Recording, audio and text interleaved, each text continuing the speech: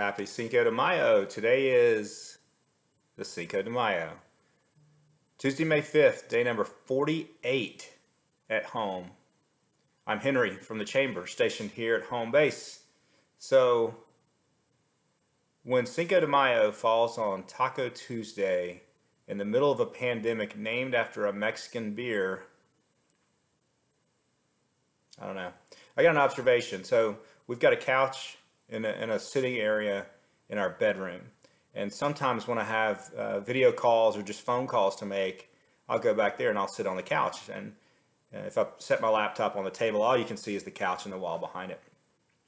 But I noticed yesterday that every time I go back there, even if it's just for a phone call, Kimberly runs back there and makes the bed first. Any of you doing that? I don't get it. So yesterday I had a lot of calls from you, talking to the city attorney and city staff to get some answers for you. So if you've got questions, keep sending them and we'll get them for you. We're working on a new virtual program for you, spending time yesterday prepping for our board meeting tomorrow and tomorrow afternoon's edition of The Pulse with Mike Kurt, sponsored by Helen Farabee Centers. Last night we cooked salmon. Real easy way to do it. If you preheat your pan while you're preheating the oven, take the pan out when the oven's ready, butter the pan and salt it, and then put the salmon skin down there, and the skin gets crispy and it's awesome. Let me know if you want help.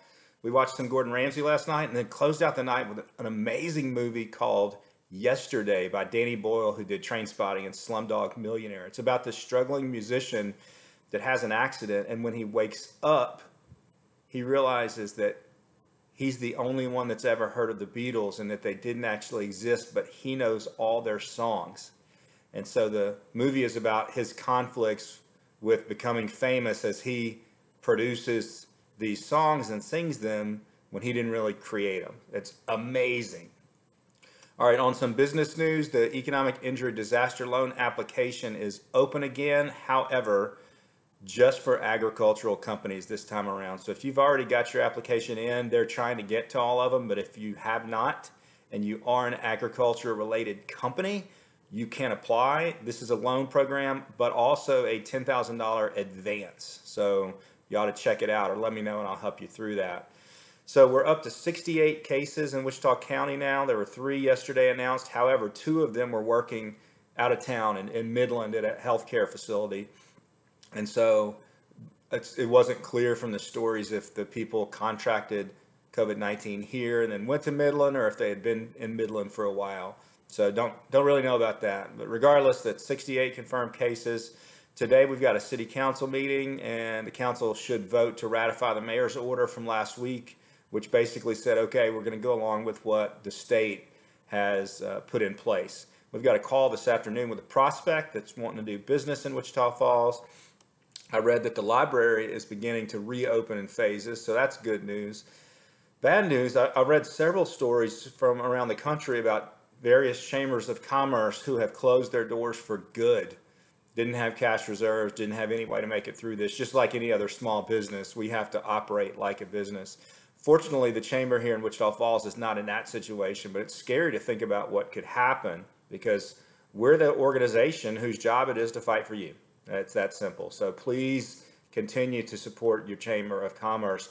Don't forget to like the Facebook page of the Chamber and visit wichitafallschamber.com/fallsstrong for all the info related to COVID-19.